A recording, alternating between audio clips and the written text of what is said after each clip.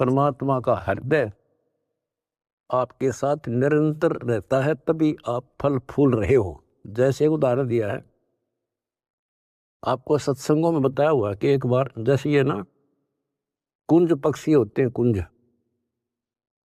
ये Iraq Iran में हजारों किलोमीटर दूर अंडे पैदा करके और बारिश के मौसम में इधर आ जाते हैं हिंदुस्तान में। हमने देखी खूब है।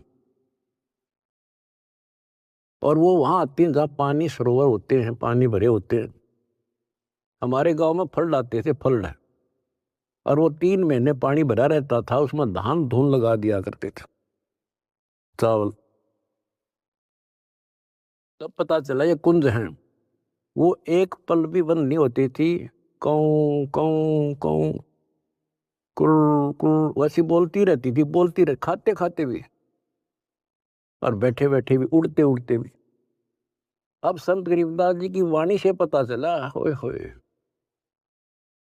कि वो यहां से उन बच्चों को अपनी ममता भेज रही थी, अपनी आत्मा से किरण भेज रही थी उनके पास,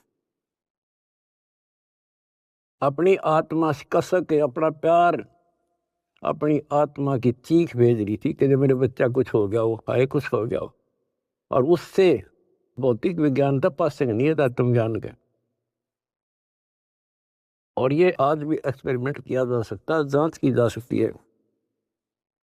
तो वो अंडे उन माँ की चीख से, आत्मा की पुकार से उन अंडों का पोषण होता है। और जब वो जाती है ना, बच्चे निकले पाते हैं अंडों से, और उस अपनी पुकार के कारण, आत्मा से कनेक्शन के कारण, वो अपने अपने बच्चों के पास सीधी पहुंच जाती है, और बच्चे उनकी अपने माँ के पास आते हैं।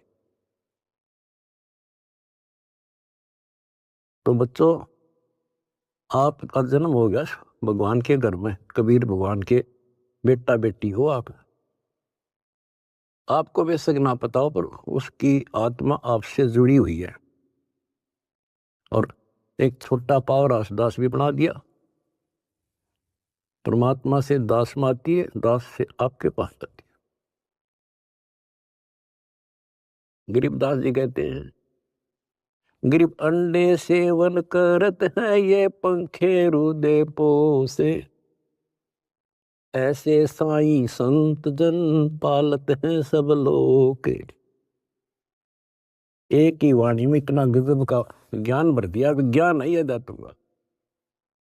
अंडे सेवन करते हैं,